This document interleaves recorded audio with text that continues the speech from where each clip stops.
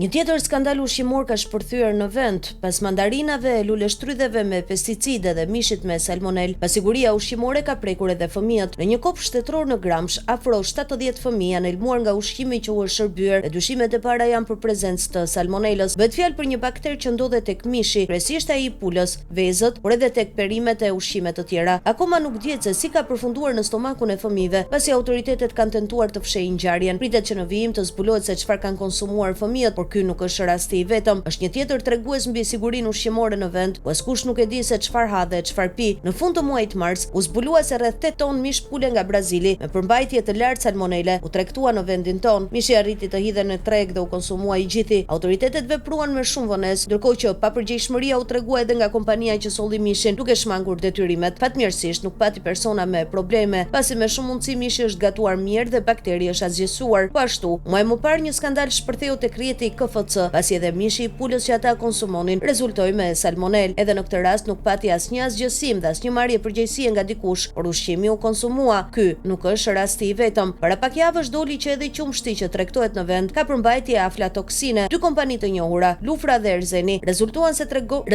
se tregtonin qumësht me përmbajtje të rrezikshme. Askush nuk kujdes për asgjësimin e tij, por i gjithi u konsumua nga qytetarët. Ky nuk është rasti i vetëm, pasi ka patur edhe herë të tjera denoncime për aflatoksinë në qumësht, për të mos folur për përzierjen me qumësht pluhur. Vitin e kaluar Shqipëria importoi 1000 ton qumësht pluhur nga jashtë, ndërkohë ka importuar mbi 3000 ton vaj palme, një tjetër produkt që cënon sigurinë ushqimore nëse nuk përdoret siç duhet. Por përveç salmonelës dhe aflatoksinës, shqiptarët po han produkte me pesticide. Në shkurt, Kroacia ktheu mbrapsht rreth 10 ton mandarina me pesticide. Po ashtu u zbulua se edhe luleshtrydhet që vinin nga Greqia kishin përmbajtje të lartë pesticidesh, për të mos folur për produktet e tjera si shalqiri, që shartohet me kungull apo domatet dhe kastravecat që denden me pesticide. Pa kohë më parë, Ministria e Bujqësisë pranoi në media se vetëm gjatë vitit 2024 janë konstatuar nga analizat laboratorike në fruta dhe perime 7 pesticide të ndaluara si klorpyrifos, klorfenapir, klorpyrifos metil, linuron, dimetoate, miklobutanil dhe ometoate. Bëhet fjalë për pesticide që Europa i ndalon, por në Shqipëri përdoren lirshëm e në fakt të gjitha janë helme për organizmin e shqiptarëve.